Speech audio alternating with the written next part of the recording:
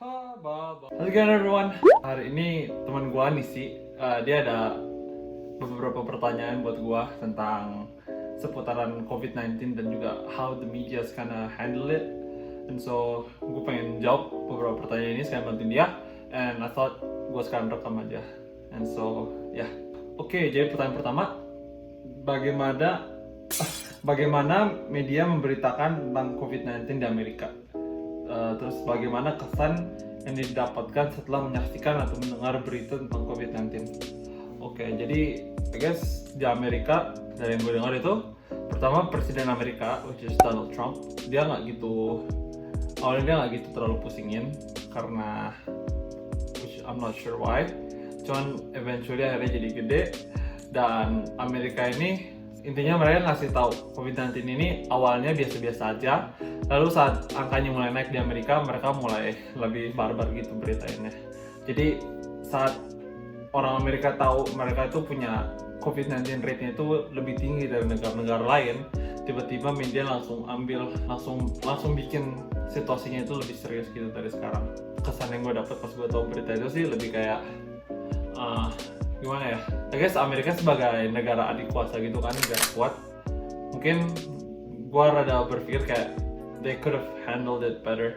Cuman ya nggak tahu aja, mungkin something went wrong with the whole information and all that. Pertanyaan kedua, apa aja arahan pemerintah kepada warga dalam rangka menangani penyebaran virus ini? Nggak beda jauh sih sama Indo, kita di lockdown aja. Jadi most of us just stay at home, and pemerintah juga masih tahu kalau beberapa pekerja. Oh, you got the agricultural and What is this? diversity. I don't know. Thank you. Jadi sama kayak di Indonesia, kita cuma disuruh di rumah aja, dan beberapa pekerja essential macam kayak pekerja apotek, pekerja department store, mereka masih kerja. Cuman other than them, semua pekerja kantoran semuanya disuruh kerja di rumah, sekolah jadi online juga walaupun sekarang sekolah udah selesai. Tapi ya other than that agak mirip sih sama yang di Indonesia. Pertanyaan ketiga, apakah informasi tentang lockdown di Amerika sudah cukup detail? Menurut gue lumayan sih, karena kayak nggak tahu juga apa yang mereka mau kasih tahu kita juga. The thing with America is karena mereka punya budgetnya dan punya teknologinya, mereka bisa ngelakuin tes lebih sering dari negara lain. Dan karena mereka bisa lebih sering ngelakuin tes dibanding negara lain, kayak secara otomatis semakin banyak tes yang dilakuin, bakal semakin banyak suatu negara bisa tahu angka korbannya berapa. And so, ya itu sih. Apa saja hal yang boleh dan tidak boleh dilakukan selama masa karantina atau lockdown ini? Ini gue kurang tahu juga ya. Beberapa orang masih keluar sih. Beberapa orang masih keluar aja nggak apa-apa. Mereka masih suka olahraga, lari di luar. Cuman yang pasti yang nggak boleh dilakuin adalah nggak boleh lebih dari, gue lupa, I guess 50 orang berkumpul dalam satu ruangan tertutup. Itu nggak boleh. Jadi nggak boleh ada konferensi gitu, nggak boleh ada meeting kantor atau whatever, karena memang dibatasin. Gue lupa berapa orang specifically-nya, cuman peraturan dikeluarin pemerintah Amerika kayak begitu. Apa yang membuat kamu percaya dengan berita yang disiarkan media? Media Amerika itu agak rumit sih, karena ini berhubungan juga dengan dekatnya the presidential election of 2020. So beberapa sumber media itu bisa dibilang lebih ke arah partai yang oke. Jadi di Amerika itu partainya ada dua, Republican and Democrats. And so beberapa media itu lebih ke Republican dan beberapa media lebih ke Democrats. And so intinya berita yang gue dapetin itu bisa benar-benar beda banget tergantung stasiun televisi mana yang ngasih tahu gue gitu loh. Kayak either itu bisa stasiun televisi yang lebih ngarah ke Republican atau stasiun televisi yang lebih ngarah ke Democrats. And so kadang beritanya bisa beda. I don't know, I'm not very sure. But yang pasti adalah agak susah buat mau percaya yang lebih mana, karena gue bukan orang Amerika juga. Jadi gue nggak gitu ngikutin partai Republican atau Democrats. But what I know is that gue cuma ambil yang mirip-mirip aja sih.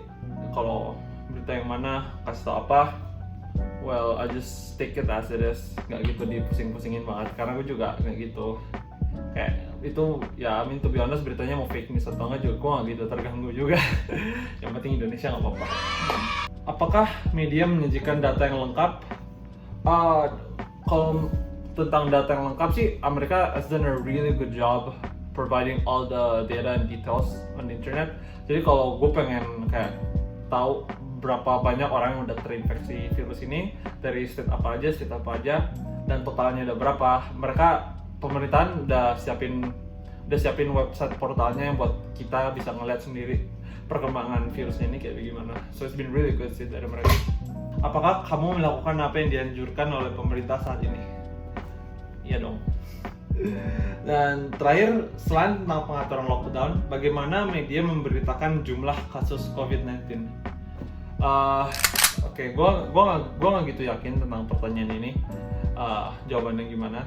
Cuman yang gue tahu pasti adalah ada satu titik di mana Amerika itu masih normal angkanya, lalu tiba-tiba angkanya itu kayak ngelunjak gitu, tinggi, langsung ngalahin Cina, langsung ngalahin Italia, literally, apalagi di state New York langsung tempat dengan korban COVID paling tinggi. Nah, saat itu terjadi, obviously media langsung nyerang pemerintahan, langsung nyerang presiden atau whatever. Cuman balik lagi yang sebelumnya, beberapa media itu memang kagak suka sama sebuah party di pemerintahan itu, either mereka Republicans atau Democrats. Jadi biasanya yang stasiun televisi Demokrat biasanya akan lebih nyerang presidennya sekarang, which is Donald Trump, karena Donald Trump dari partai Republican, and sebaliknya stasiun media Republican itu mereka lebih melindungi aja daripada nyerang presidennya. Cuman dalam satu titik itu di mana Amerika angkanya langsung tinggi, medianya langsung mulai kayak serang-serangan gitu sih kalau nggak salah. And that's kind of it for the questions. Thank you very much for watching. Semoga bisa membantu. And yeah, bye bye.